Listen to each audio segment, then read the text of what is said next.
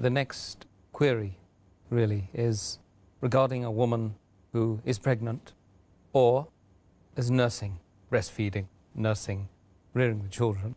Why are they exempted?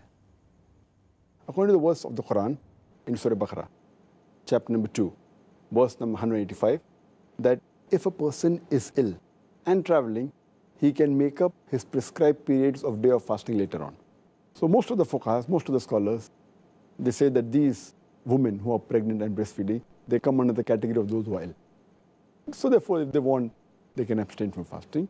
But there are clear-cut Sahih hadith in which the Prophet has exempted these women from fasting.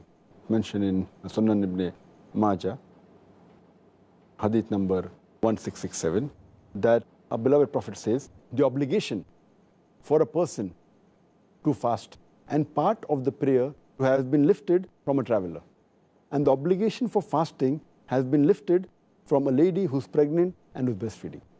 Our beloved Prophet ﷺ also said, it's mentioned in Sunan Nisa'i, in the book of fasting, hadith number 2274, that Allah subhanahu wa ta'ala has relieved the traveler from fasting and half his prayer, and Allah subhanahu wa ta'ala has relieved the pregnant woman and the woman who's breastfeeding from fasting. So based on these two hadith also, it's clear-cut that the pregnant woman and the women who are breastfeeding, they have been exempted.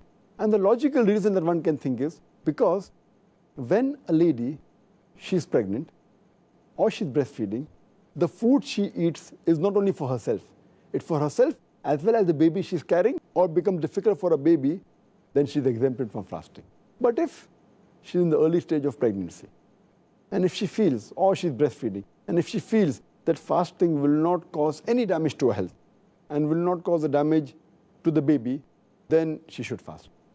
If she has a doubt, if she can do it with hardship, as long as there's no damage to herself, to her health, and the baby, she has the option to fast, not to fast. But if it's causing damage to her health or the baby, it becomes haram for her to fast.